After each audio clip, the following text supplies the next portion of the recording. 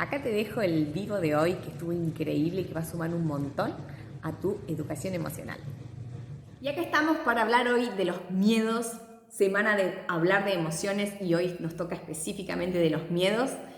Y súper importante, porque el miedo está de base biológica en nosotros, el miedo nació con nosotros. Y eso entonces tenemos que empezar a reconocerlo para poder hablar de ello sin sentirnos avergonzados, sin sentirnos juzgados y principalmente nosotros con nosotros mismos, que somos quienes más nos maltratamos. Entonces vamos a hablar de la función del miedo, del origen del miedo, de cómo gestionar y trabajar el miedo y de cómo revertirlo para que no nos limite más y nos potencie. Entonces tenemos que entender que el miedo cumple una función biológica. Nacimos desde que el ser humano está sobre la tierra para cazar, pescar, sobrevivir, perpetuar la especie. No vino a vivir en armonía y paz ni a darse placeres, ¿sí? Entonces traemos de la esencia, desde la base, el sistema de alerta activado para defendernos de los riesgos que había en la naturaleza y en la selva. Entonces ahora estamos en la ciudad o en el pueblo o lo que sea y estamos también en estrés constante y con miedos que son normales, ¿sí? El tema es qué pasa con el miedo cuando es desadaptativo. Entonces, vamos a hablar del miedo biológico, el miedo natural, el miedo que me protege, ¿sí? Que aparece como una señal de alerta para decirme tenés que mirar hacia ahí porque eso es peligroso, y otras veces aparece de manera que no es real, aparece por un recuerdo, aparece por algo que ya pasó, aparece por algo que ya escuchaste, pero realmente hoy no es una amenaza.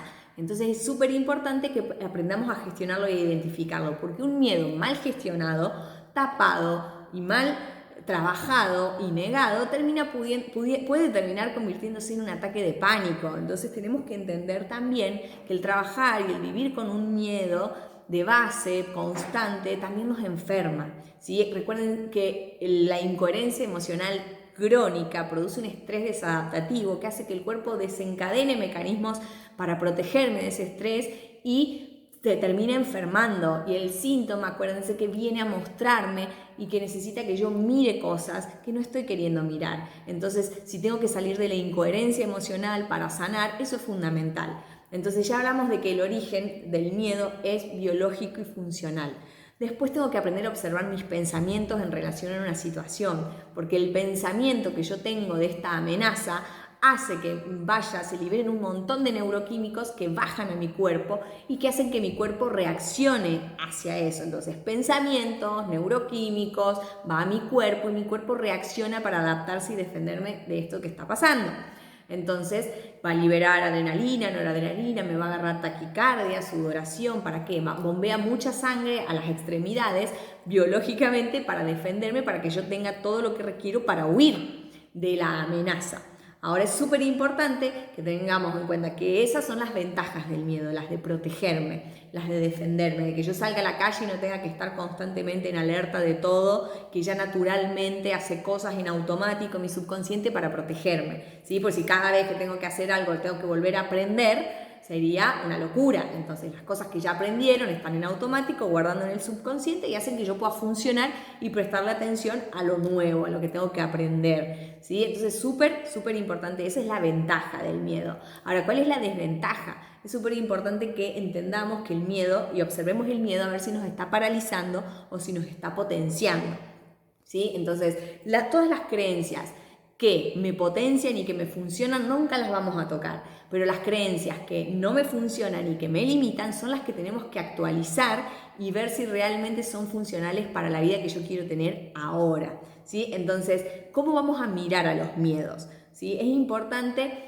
que tengamos en cuenta al miedo, lo pongamos enfrente y nos hagamos preguntas, las preguntas correctas para encontrar el origen de ese miedo, ¿sí? Y de ahí decir y poder evaluar con mi yo más vulnerable, con mi yo temeroso, tomemos decisiones que nos ayuden a estar de acuerdo entre yo y mi otro yo, ¿sí? La versión valiente, la versión temerosa, las dos versiones se ponen de acuerdo en tomar decisiones o no hacia la acción.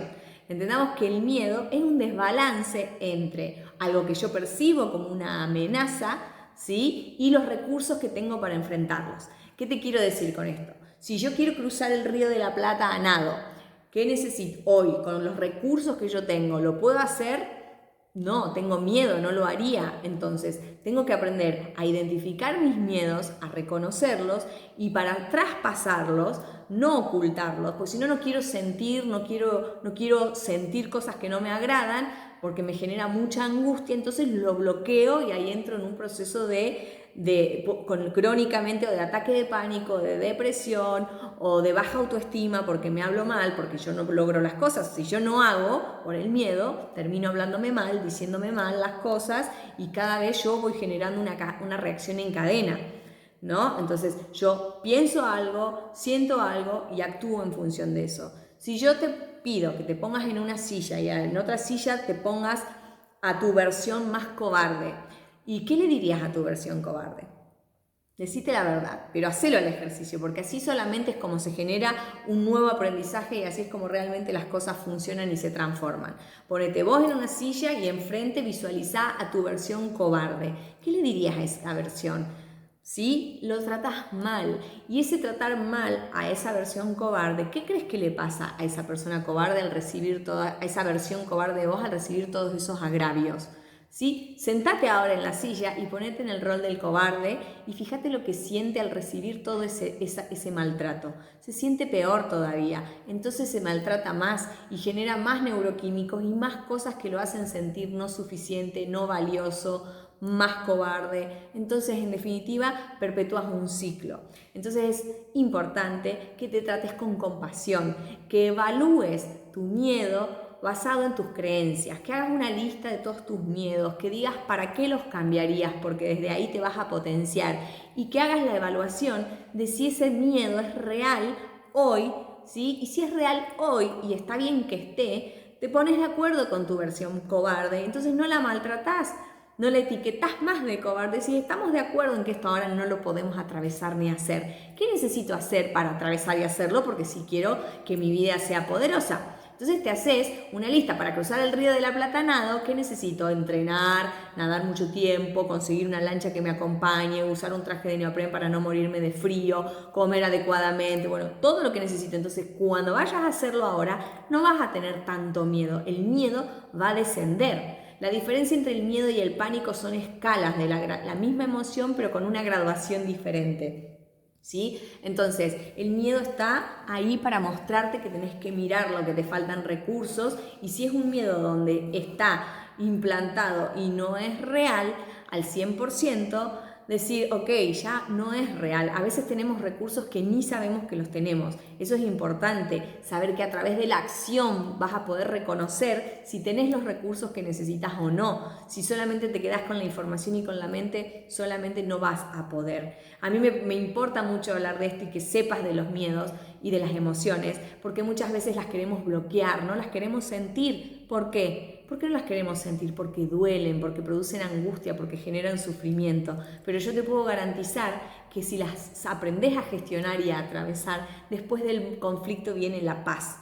Sí, eso es súper importante. Siempre después del conflicto viene la paz y te vas a sentir súper poderoso a medida que vas subiendo pequeños escalones. Pero no quieras subir el Aconcagua de golpe, no quieras cruzar el Río de la Plata de golpe. Haz un buen análisis de los recursos que necesitas para transformar esto. En la biodescodificación o en el bioneurocoaching, algo que hacemos mucho es entender que las cosas se instauran como conductas y a veces, aunque queremos, no podemos porque estamos decidiendo con nuestro cerebro subconsciente y se generaron tallos neuronales que me impiden a veces hacer otra cosa. Entonces no te maltrates, no sos un tonto. No es que vos no podés porque otros pueden y vos no, y vos saliste no privilegiado y el otro es privilegiado. Primero, no te compares nunca más con nadie, ¿sí? Porque sos único. Deja de verte separado, empezá a entrar en el paradigma de la unidad, de que todos estamos interconectados por algo y para algo, que somos más parecidos que distintos, que cuando viniste a este mundo, viniste con una inocencia absoluta, pero te sentiste separado en un momento y entraste en un mundo de dualidad, y al separarte generaste ego. El ego son las máscaras que usa tu personalidad para ser aceptado. Entonces le das a la gente lo que espera de vos, lo que quiere de vos,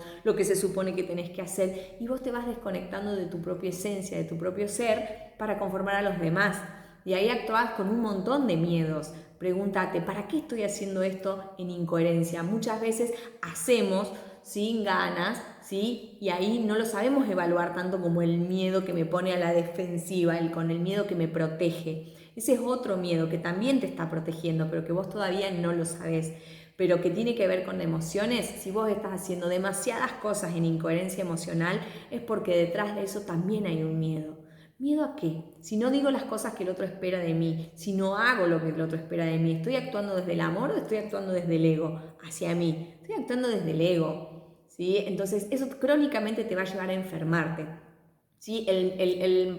La enfermedad más grave que se produce a través del miedo crónico, por ejemplo, es el cáncer de pulmón, ¿sí? Porque el pulmón es el que reacciona muchas veces ventilando para llevar oxígeno a todo tu cuerpo, porque vos le estás mandando la señal de alerta de miedo, que es el que viene para defenderte. Y aunque no haya una amenaza al 100% real, tu sistema de creencias cree que sí hay una amenaza real. Entonces, si vos le contestabas a mamá cuando eras chiquito o no te comías la sopa, mamá te pegaba o te castigaba, entonces vos te comiste la sopa y aprendiste a comerte la sopa aunque no tenías ganas.